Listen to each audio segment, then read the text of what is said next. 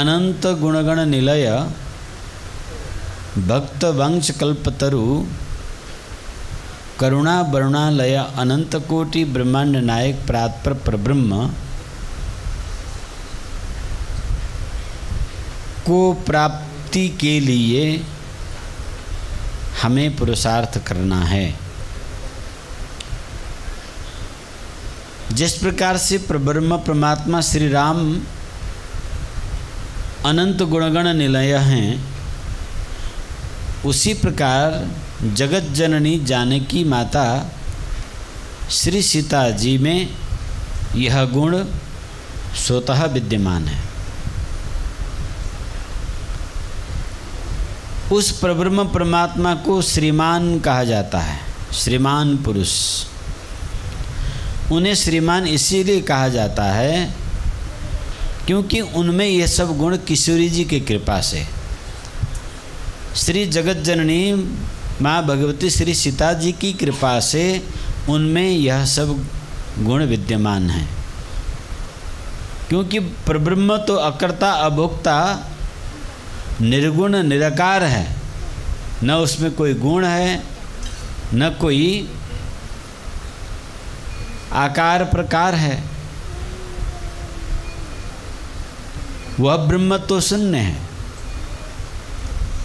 उसमें कुछ भी नहीं है। उसमें जो कुछ है ये सब श्री जानकी जी की कृपा, पराम्बा भगवती श्री किशोरी जी, जानकी जी, सीता जी की कृपा से ये ऐश्वर्य समन्वित हैं। इसीलिए सभी प्रकार के श्री से नित्य युक्त होने से उन्हें श्रीमान कहा जाता है। श्री किशोरी जी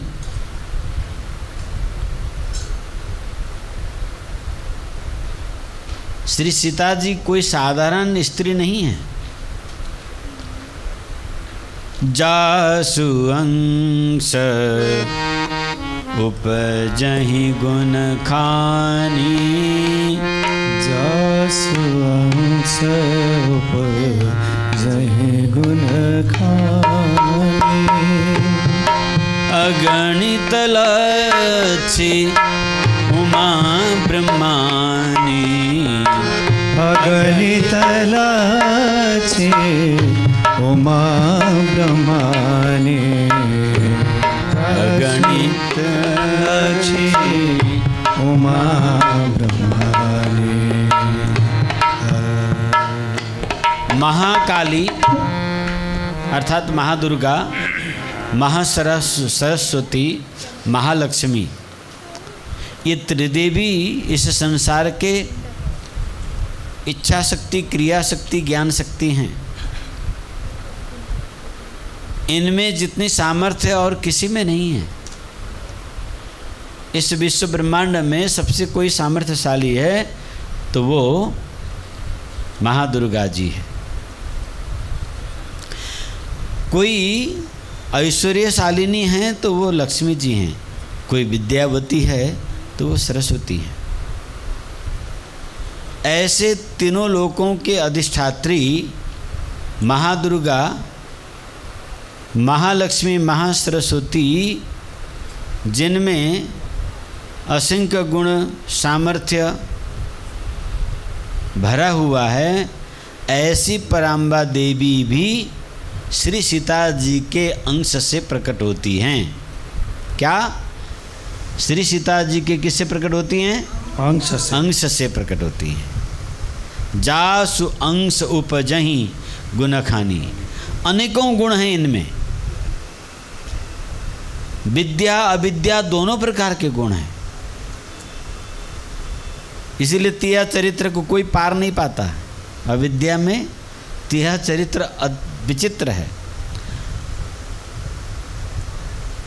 श्री रघुनाथ को रिझाने के लिए इनमें अनंत गुण हैं। और ये गुणशालिनी आदि शक्ति जो हैं वो किन के अंश से प्रकट होती हैं? श्री सीता जी के अंश से। कुरुबुझे की बुझे ना, सीता मैया कोई साधारण जनक की छोरी बने रह, तपाईहरुले यसो ठिस नपत्याएस्तो हो। सबै शास्त्रहरूले एक मत एक स्वरमा वहाँलाई नै श्री स्वस्थानी मान्दछन्। सभी देवियाँ श्री किशोरी जी की उपासना करती हैं। श्री जी श्री सीताजीलाई श्रीजी भनिन्छ। नित्य किशोर अवस्था की रहने वाली जनक दुलारी भएकी कारणले पनि उहाँलाई किशोरी जी भनिन्छ। उनी सबै शक्तिहरूकी अधिष्ठात्री हुन्। उनको अंश श्री सीताजी को अंश भनिन्छ। सबैभन्दा सानो पार्ट कपालको टुप्पालाई 100 भागमा गर्दा जति सानो टुक्रा हुन्छ त्यसको नाम हो अंश। भनेपछि यी त्रिदेवीहरू श्री सीताजीका के हुन्? अंश हुन्। अंशी को हुन् श्री किशोरी जी। तो जिनको कृपा अंशबाट गुणों की खानी अगणित, कितने लक्ष्मी है इस ब्रह्मांड में? अगणित। अगणित। एक ब्रह्मांड का एक ब्रह्मा विष्णु महेश, उनकी एक एक शक्ति, लक्ष्मी सरस्वती दुर्गा। तो जितने ब्रह्मांड हैं उतने ही दुर्गा लक्ष्मी सरस्वती हैं, और वो सबके सब श्री किशोरी जी के अंश से प्रकट होती हैं।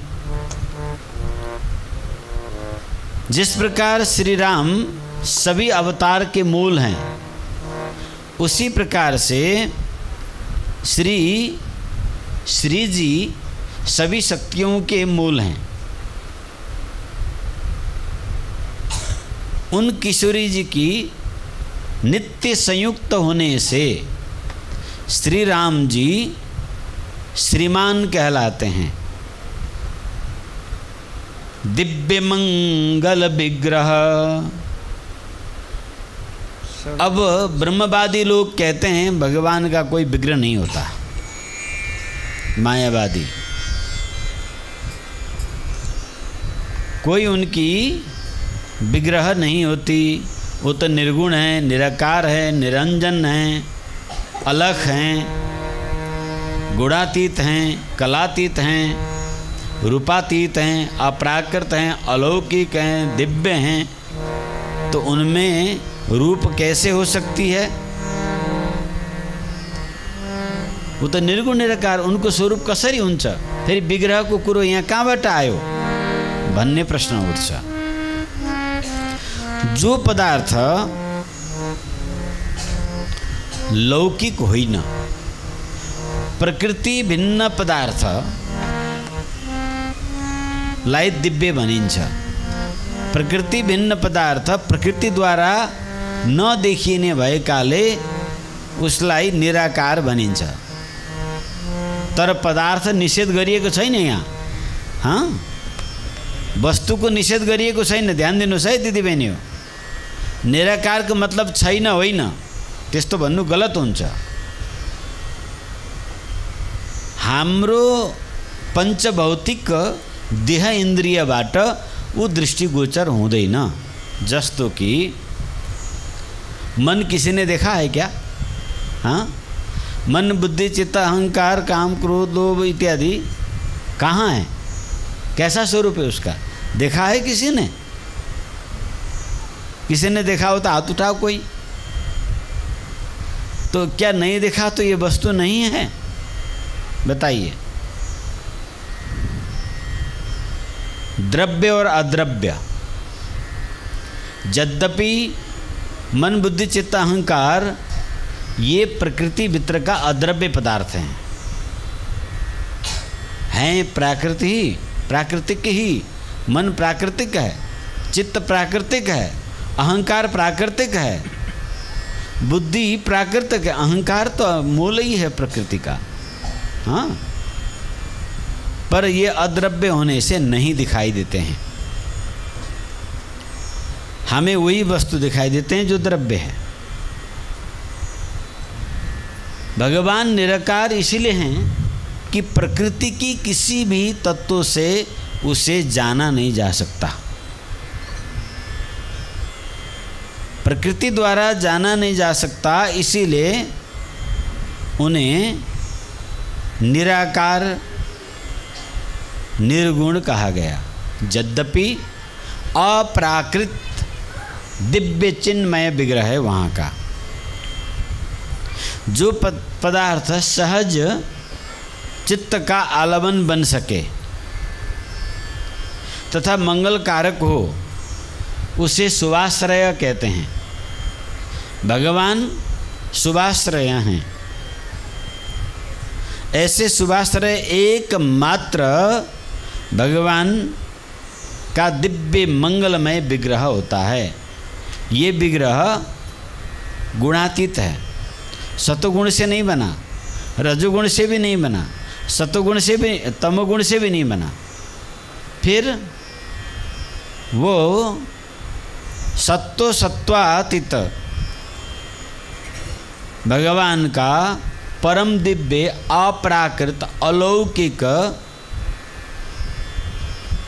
उस दिव्य अप्राकृत तत्व से बना है। इसलिए उसमें मंगल ही मंगल है। ये आत्मा और परमात्मा दोनों ही प्रकृति के संबंध से रहित हैं। आत्मा प्रकृति से नहीं बना और परमात्मा भी प्रकृति से बने नहीं हैं। परमात्मा से प्रकृति और आत्मा है। हाँ, ये जीव और आत्मा, जीव और जगत क्या हैं? परमात्मा के विशेषण हैं। विशिष्य कौन है? परब्रह्म परमात्मा है। तो इसीलिए जीवात्मा यानी आत्मा तथा परमात्मा दोनों प्रकृति से परे हैं। इसलिए इनका स्वरूप शुभ है, प्रकृति अशुभ है। परमात्मा शुभ है, आत्मा शुभ है। यो कुरा तपाईहरुले मैले भनेको बुझिहाल्नुभयो भने अनि कथा बुझ्नुहुन्छ, अनि भागवत सजिलै बुझ्नुहुन्छ, अनि रामायण पनि बुझ्नुहुन्छ। अब परमात्मा को स्वरूप नै बुझिएन भने गीता भागवत रामायण के बुझ्नु? कथा मात्रै सुनेर त व्यथा जाँदैन। हेर्नुस्, व्यथा भगाउनको लागि त पहिले तत्त्व बुझ्नु पर्यो। कुरो बुझ्यो कि बुझेन? तो भगवान मंगलमय विग्रहवान हुनुहुन्छ। उनको चिंतन मात्र गर्दा पनि चिंतन गर्ने वाला शुभ गुण संपन्न भइहाल्छ।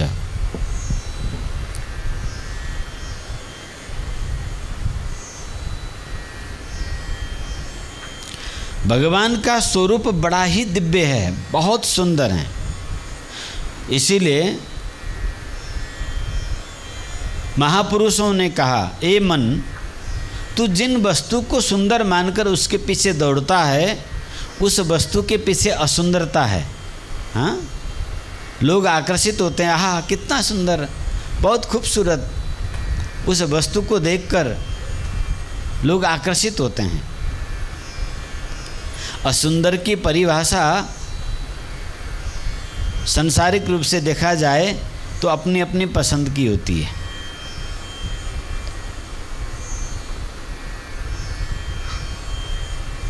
दूसरे के पुत्र त्रिभुवन सुंदर हो और अपना संतान काला कलूटा लूले लंगड़ा हो, अब माँ को दूसरे की त्रिभुवन सुंदर पुत्र से बढ़कर अपना पुत्र ही सुंदर लगेगा। ये रुचि पर निर्भर करता है। किसी को वह कुरूप सुंदर लगता है, किसी को वह सुंदर कुरूप लगता है।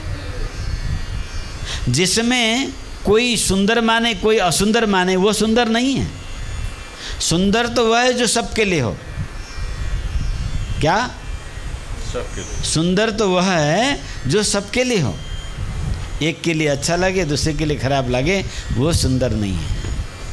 और जो वस्तु प्राकृत है वो किसी को पसंद आएगा, उसको लगेगा अरे बहुत अच्छा है, और दूसरे को लगेगा वो बहुत खराब है, बड़ा भद्दा गाली देगा, वो बेकार है, नीच है, खत्म। मुंह भी देखना पाप लगेगा। एक कहेगा नहीं बहुत अच्छा है, महान है, सुंदर है। ये दो दृष्टि एक ही वस्तु में क्यों आया? क्योंकि दृष्टि भी प्राकृत है, दृष्टा भी प्राकृत है, और वस्तु भी प्राकृत है। तो प्रकृति में सुंदर असुंदरता मन के रुचि के अनुसार बनी रहती है। परंतु यहाँ एक बात विचारणीय है, जिसको हम सुंदर मानते, इतने सुंदर प्रकृति, हाँ, फिर भी प्रकृति की सुंदर तो कहना ही पड़ेगा, भले ही विकृति आ जाए। हाँ, बालक कितने सुंदर है, तो उस सुंदर बालक को बनाने वाला वह कितना सुंदर है, ये सुंदर प्रकृति को बनाने वाला वह कितना सुंदर है। यद्यपि संसार के सुंदर बुलबुलावा है, अभी फूल खिला हुआ है पर मुरझा जाएगा। खिले हुए फूल को लेकर लोग अपने सिर पर धारण करते हैं, आहा कितना सुंदर फूल, उसको देखकर प्रसन्न होते हैं लोग। पर वो सुंदर फूल कितनी देर तक सुंदर रहती है, फिर बाद में तो मुरझा जाती है। फिर भी यदि लोक भाषा में कहा जाए कि इतनी सुंदर दुनिया बनाने वाले, तरह तरह के दुनिया बनाने वाले, तरह तरह के प्रकृति बनाने वाली जो परमात्मा हैं, जिनकी रचना विचित्र है, विचित्र है, अद्भुत है, जिसके प्रकृति के सुंदरता को लोग पार नहीं पा रहे हैं, उस सुंदर प्रकृति का रचनाकार परब्रह्म परमात्मा कितना सुंदर होगा। नीलांबोधर कांतिकाय मनिसं वीरासन ध्यासितम। नीलमणि के समान वो इतने गहरे हैं, इतने गहरा है,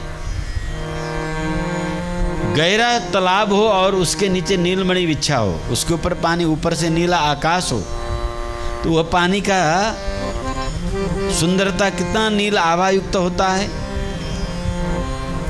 मुद्राम ज्ञानमयम ददानम परम हस्ताम्भुजम जानुनिम। क्या है आगे? परमात्मा अत्यंत सुंदर है, उनकी हर एक चीज सुंदर है, उसमें सबको सुंदर लगेगा, यानी शत्रुओं को भी सुंदर लगते हैं। राम जी जब मारने के लिए खरदूषण की तरफ भगवान बढ़ रहे थे तो खरदूषण देख रहे थे उनको, वाह कितना सुंदर है, शत्रु को भी सुंदर लग रहा है। रावण युद्ध कर रहा था और मने मन पछतावा भी कर रहा था कि मैं इस सुंदर से लड़ रहा हूं, मैं कितना अभागा हूं, और लड़ाई तो छिड़ी थी, अब पूरा तो करना ही पड़ेगा, क्या करूं, लड़ रहा था। एक राजकुमार को गांव में भ्रमण के लिए निकला था, तो गांव की एक सुअर चरा रही थी एक युवती, सुंगुर चराने वाली युवती साह्रै मन परेछ, अत्यंत मन परेपछि त्यस युवतीलाई उसले विचार गर्यो म प्राप्त गरौँ, आहा मेरो राज्यमा यति सुन्दर युवती, यो त मेरो लायक हो, यसलाई म प्राप्त गर्छु। उसले उस सुंदर युवतीसँग प्रस्ताव गर्यो, सुँगुर चराइरहेकी थी। हाँ, उस युवतीलाई प्रस्ताव गर्यो कि हे देवी तिमी साह्रै सुन्दर रहेछौ, म तिमीलाई आफ्नो साम्राज्ञी बनाउन चाहन्छु। अरू वो सुन्दरी बडो होशियार रहेछन्। ती सुन्दरी भलै सुँगुर चराउन् तर सन्त सङ्गत गरेकी रहेछन्। उनले आफ्नो गुरुदेवसँग सोधिन् कि राजकुमारको यस्तो यस्तो प्रस्ताव आयो, के गरौँ? तो युक्ति बताइदिनु भयो गुरुदेवले। हेर देवी, तेरो क्षणिक सुन्दरतामा त लोभिएको हो। भोलि त सुन्दरता सकिएपछि तँलाई उठाएर कचराका ढेरमा फ्याँकिदिन्छ। अब के गर्ने? राजा को पुत्र मना भी नहीं कर सकते, नहीं तो मार डालेगा। तो सुन्दरीले भनी ठीक छ, 1 महीना पछि आउनु अनि लानु। त्यही दिनबाट त्यो सुन्दरीले भोजन पानी खाना छोडी पखाला लगने औषधि खाने, पखाला गर्दै एउटा तसलामा थुपार्दै गर्न थाली। गर्दै गर्दै गर्दै जब राजकुमार आयो धुमधामले डोली लिएर लिनको लागि, महिनाभरि पखाला लागेर चाउरी परेर ऊ हेरि नसक्नु भइसकेकी थिए। उसको रङरूप सबै उडिसकेको थियो। अनि प्रस्तुत भई उसले भन्छ, मैले खोजेको त्यो सुन्दरी खोइ। मैले ऊ त तसला उगारेर हेर। तसला उगारेर हेर्दाखेरि त त्यहाँ त महिनाभरिको पखाला थुपारेको थियो। युवराज चौंक्यो, यो के मजाक हो मेरो साथमा? तो ती सुन्दरीले भने, युवराज, यो क्षणिक सुन्दर त कहिले पनि नष्ट भइहाल्छ। त्यो तसलामा राखेको फोहोर जस्तै हो। के अब पनि म तँलाई सुन्दर देखिन्छु भने लैजा। युवराज फनक्क फन्केर गयो त्यहाँबाट खाली हात। यो संसारको सुन्दरता क्षणिक हो, यसको भरममा नपर्नु।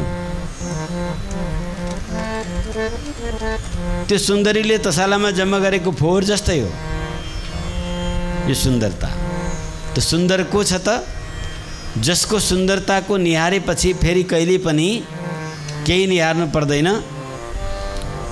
तो श्री रामचन्द्र कृपालु भज मन हरण भव भय दारुणम् नव कंज लोचन कंज मुख कर कंज पद कंजारुणम् कंधर्प अगणित अमित छवि नव नील नीरद सुंदरम पटपीत मानहु तड़ित रुचि सुचि नौमि जनक सितावरम अजुदीन बंधु दिनेश दानव दैत्य वंश निकंदनम रघुनंद आनंद कंद कौशल चंद दशरथ नंदनम शिर मुकुट कुंडल तिलक चारु उदारु अंग विभूषणम आजान भुज सर चापधर संग राम जित खर भूषणम इति पदति तुलसीदास शंकर शेष मुनि मनरंजनम मम हृदय कंजनिवास गुरु कामादि कलदल गंजनम मनुजाहि राजेव मिलहि सोबर सहज सुंदर सावरु करुणा निधान सुजान सीलु सदैव जानत रावरु यही भांति गौरी अशेष सुनि सिय निरसिय हरसियरि तुलसी भवानी पूज पुनि पुनि मुदित मन मंदिर चले जाय गौर अनुकूल सियहि हरसि न जाय कहीं मंजुल मंगल मूल मामंग फर कन लगे। बोलिए सियावर रामचंद्र की। भगवान की जय। तो उनकी मंगलमय विग्रह ऐसा अद्भुत है, ऐसा दिव्य है, जिनके दर्शन करने से सारे अमंगल नष्ट हो जाते हैं। इसलिए हे मन, तू विचार कर, जिन सुंदर परमात्मा ने जिस दुनिया को बनाया, इतना सुंदर दुनिया को रचने वाला वो कितना सुंदर है। चांदनी तुम्हें बहुत सुंदर लगती है, तो चांदनी की रचना करने वाला कितना सुंदर है। पर संसारिक सुंदर से सावधान, ये छलावा है, ये धोखा है, ये आकर्षण तुम्हें बंधन में बांधने के लिए है। इसलिए इन सुंदर के पीछे मत पड़ो। सुंदर तो केवल वही है, और सुंदर ही नहीं, वो मधुर भी है। वो सुंदर ही नहीं, वो तो मधुर भी है। संसारिक सुंदर मधुर नहीं होता है, हाँ? जो मधुर है वो सुंदर नहीं होता। गन्ने कोई सुंदर थोड़ी होता है। और फूल बड़ा सुंदर है, कोई मीठा थोड़ी होता है। तो जो सुंदर है वो मधुर नहीं है, जो मधुर है वो सुंदर नहीं है। पर राम जी तो मधुर भी है। मधुराष्टकम।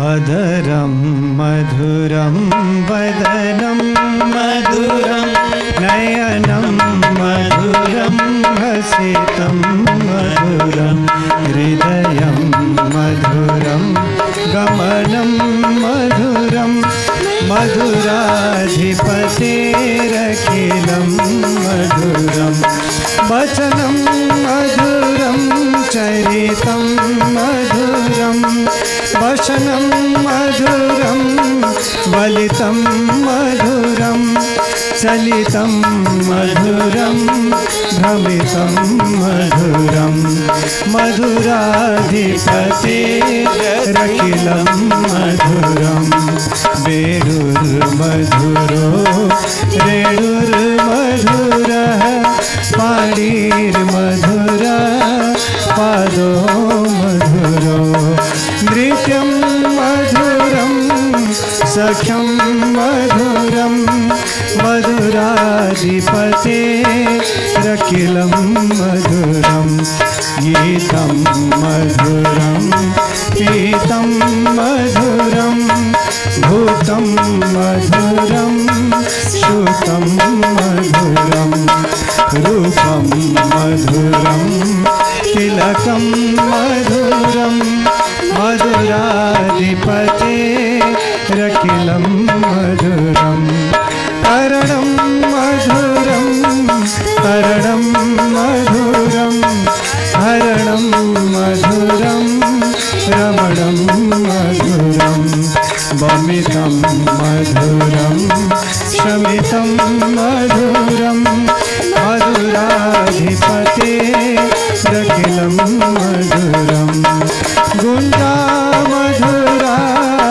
माला मधुरा यमुना मधुरा लीची मधुरा सलिलं मधुरं कमलं मधुरं मधुराधिपतेरखिलं मधुरं गोपी मधुरा लीला मधुरा युक्तं मधुरं मुक्तं मधुरं दृष्टं मधुरं सृष्टं मधुरं मधुराधिपतेरखिलं मधुरं मधुराधिपतेरखिलं मधुरं मधुराधिपतेरखिलं मधुरं गोपा मधुरा गावो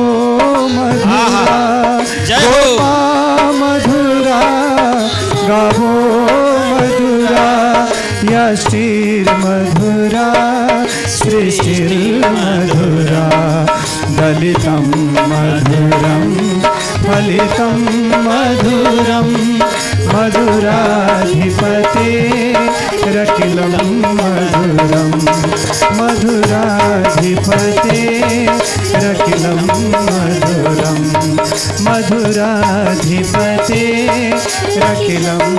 मधुरम्। बोलिए मधुराधिपति भगवान श्री रामचंद्र की जय। वो बड़ा सुंदर है और बहुत ही मधुर है। उसकी माथे पर बड़ा सुंदर मुकुट है, करोड़ों करोड़ सूर्य की चमक से भी अधिक चमक वाला है, परंतु वह चमक नेत्रों को बहुत प्रिय है। संसार के सूर्य को नंगे आँखों से नहीं देखा जा सकता, वो पीड़ादायी है। हाँ, चंद्रमा को जितना निहारो उतने नेत्र ज्योति बढ़ जाएगा, और सूर्य को निहारोगे तो अंधे हो जाओगे। प्रकाश में कितनी फर्क है। और ये संसारिक सूर्य चंद्र से आसमान जमीन की फर्क है। भगवान की ज्योति, भगवान की जो प्रकाश ज्योति है, करोड़ों करोड़ सूर्य से भी प्रकाशमय है।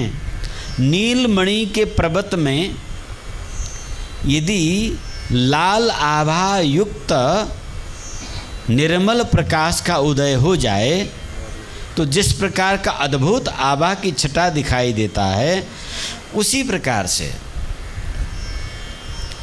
भगवान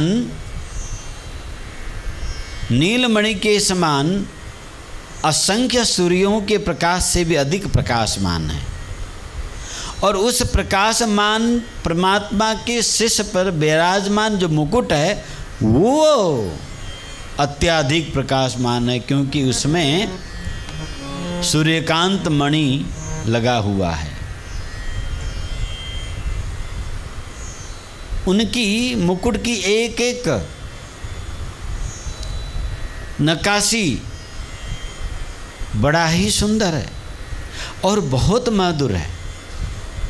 उनकी ललाट सुंदर है, मधुर है।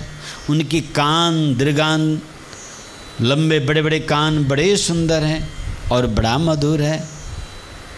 हाँ, कर्णांत दीर्घ नयनम, उनके कान तक बड़े सुंदर नेत्र हैं, बड़े बड़े, बहुत सुंदर है और बड़ा ही मधुर है। यानी वो मधुर जिह्वा से चाटना नहीं पड़ता है। दृश्यम मधुरम आस्वादनम, दृष्टि के द्वारा ही वो मधुर रस मिल जाता है। कोई दीवानी अपने प्रियतम पर दीवानी हो जाए, क्रेजी हो जाए, तो उसको हर चाल ढाल उसे मस्त करने वाला होता है। उसी प्रकार से श्री ठाकुर जी के रसिकों के लिए उनकी हर चेष्टाएं अमृत बरसाने वाली होती है। उनकी कपोल काक पक्ष सोहतनी के कनपट्टी के बाल कितना सुंदर है, कान में कुंडल कितने सुंदर है, कितनी मधुर है। हाँ, उनकी मंद मुस्कान तो अद्भुत है साहब। कमलात्मा विमलात्मा महापुरुषों की मन को सीधा अपहरण करने वाला है। अन्य ब्रज गोपांगनाओं की तो बात ही छोड़ो, बड़े बड़े विमलात्मा योगी जन भी मोहित हो जाते हैं। जब जनक महाराज ने ब्रह्मानंद में डूबने वाला जनक जी ने वय किशोर अवस्थित श्री राम जी को दर्शन किया, तो विदेहराज तब भयो विशेष विधेय, वो विशेष तब विधेय भय, यानी राम जी के स्वरूप में इतने आकर्षित हो गए, इतने आकर्षित हो गए, इतने आकर्षित हो गए कि पलक झपकना भी भूल गए, देखते ही रह गए, देखते ही रह गए। परमात्मा की जो सुंदरता, वो ब्रह्मानंद लेते थे, उस समय मधुरता नहीं था। भगवान के इस स्वरूप में तो बड़ा ही मधुर है। तभी तो सब तत्वों में समाहित बने हुए सुखदेव सुख सुकोहम सब कण कण में होकर समाहित हो चुके थे। जब श्री वेदव्यास जी ने भगवान का सुंदर स्वरूप का प्रस्तुत किया, अपने शिष्यों से कहा जाके जंगल में गाओ। जब उनके शिष्यों ने भगवान के सुंदर माधुर्य छवि को गान किया तो सुनकर अपने को रोक नहीं सके, वो अपने को रोक नहीं सके। अरे उन सुंदराति सुंदर मधुर सुंदर के बारे में और बताओ तो सही, कि इतने ही हैं, तुम्हारे गुरु ने इतने ही बताया। बोले पूछ के आते हैं। दूसरे दिन गए और सुनाया और सुनाया, और उन सुनाने वाले बटुक के पीछे हो गए और धीरे धीरे व्यास जी के कुटीर में पहुंच गए, जहाँ तो सुको हम पूरे ब्रह्मांड सुखमय हो रहे थे, वह अब उस सुंदरातीत सुंदर मधुराति मधुर श्री ठाकुर जी को स्वरूप को निहारने के लिए अब भगवान वेद व्यास जी के पास पहुंच गए।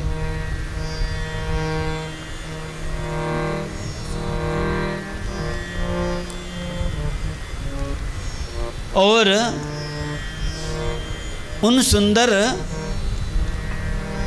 मधुराति मधुर परम सुंदर के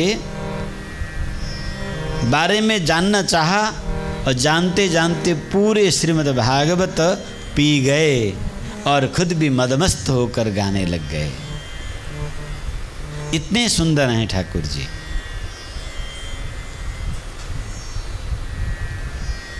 उनकी गाल कितनी सुंदर है, उनकी ठोड़ी चूड़ो अद्भुत सुंदर है, उनकी ओष्ठ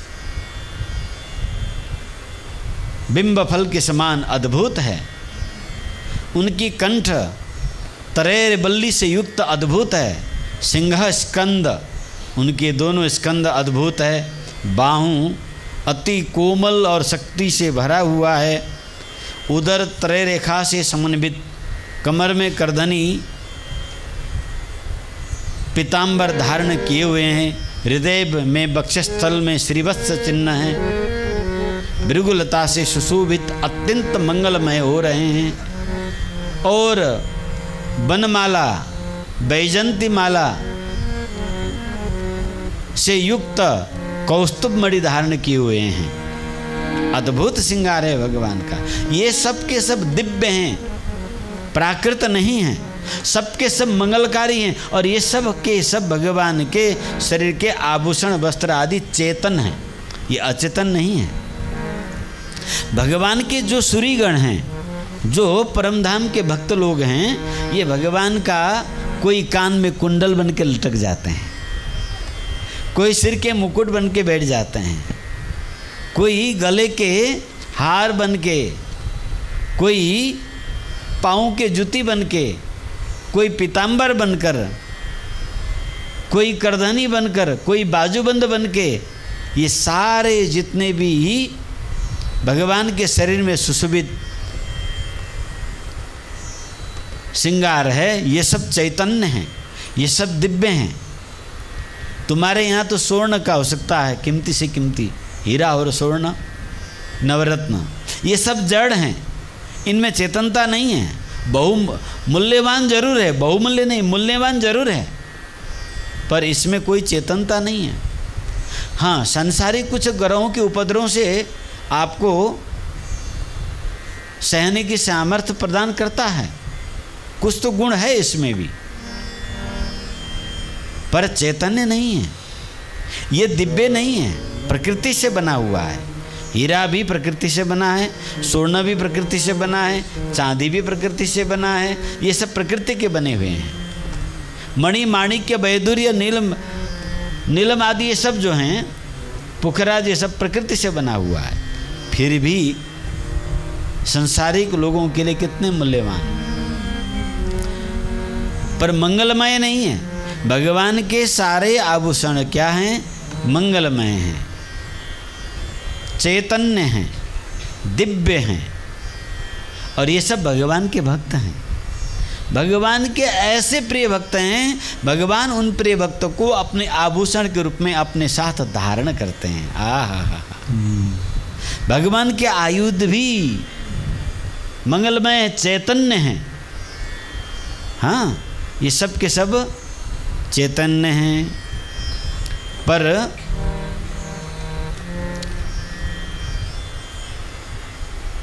प्रकृति के नहीं हैं। उन सुंदराति सुंदर मधुराति मधुर भगवान के दिव्य छवि को जिसके मन में चस्का लग जाए, फिर उसे संसार सीठा लग जाता है। सीठा मतलब अलीनो,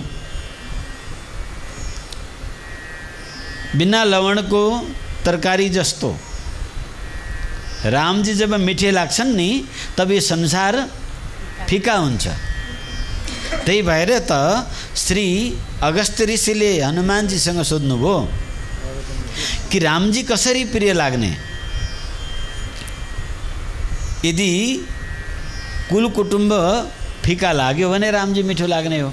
अब अहिले कुल कुटुम्ब मान प्रतिष्ठा यो सबै मिठो लाग्या छ, तो रामजी कहाँबाट मिठो लाग्ने।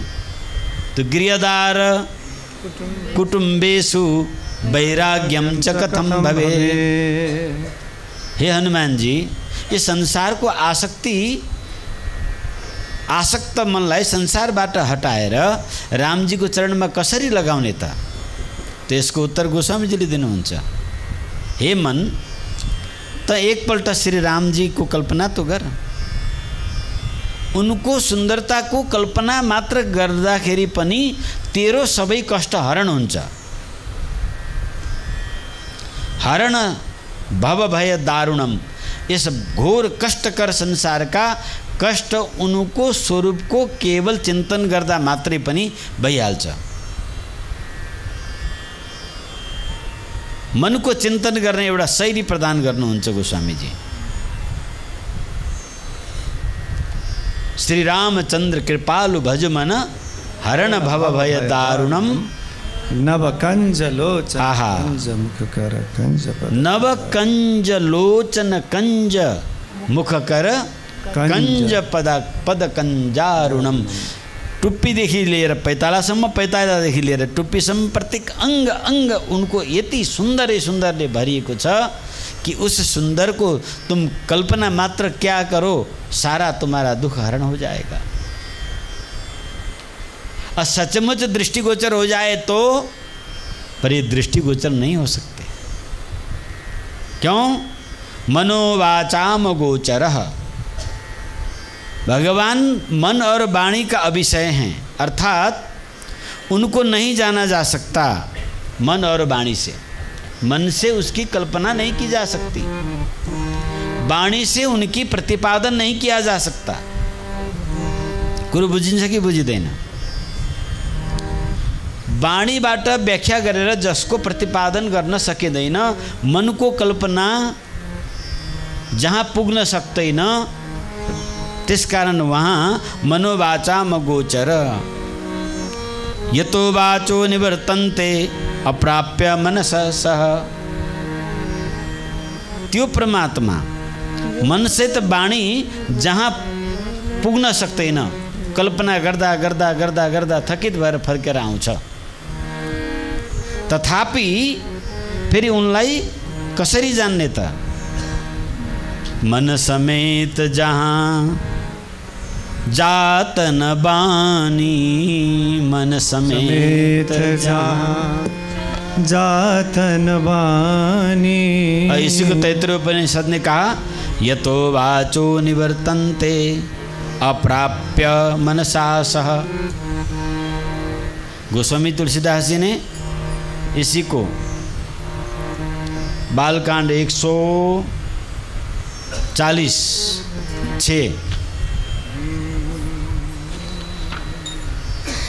मन समेत जहाँ जात न बानी।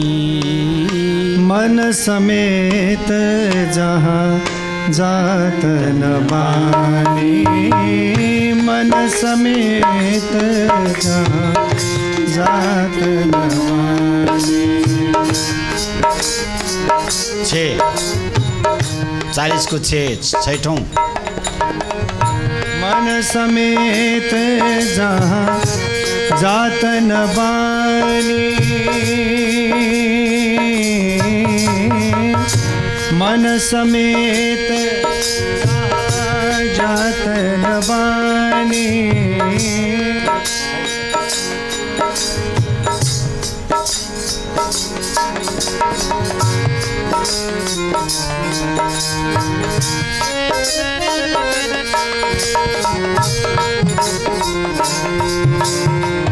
मन जसलाई कल्पना गरेर गर्न सक्दैन, तथापि मन सेवानुद्रष्टव्यम।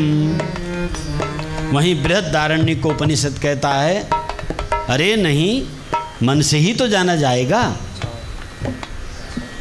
तैतरीय वेद कहता है कि नहीं, मन जिसके पीछा करके हार जाती है, जिसे मन से वाणी से नहीं जाना जा सकता, वहीं मन सेवानु द्रष्टव्यम, उन्हें मन के ही द्वारा जाना जा सकता है।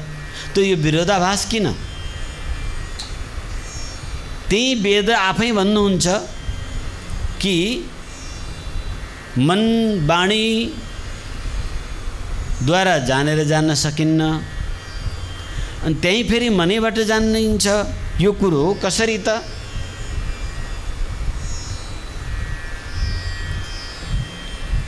कस्तो मनले जान्ने र कस्तो मनले नजान्ने, अब यहाँनिर बुझ्नु पर्दछ।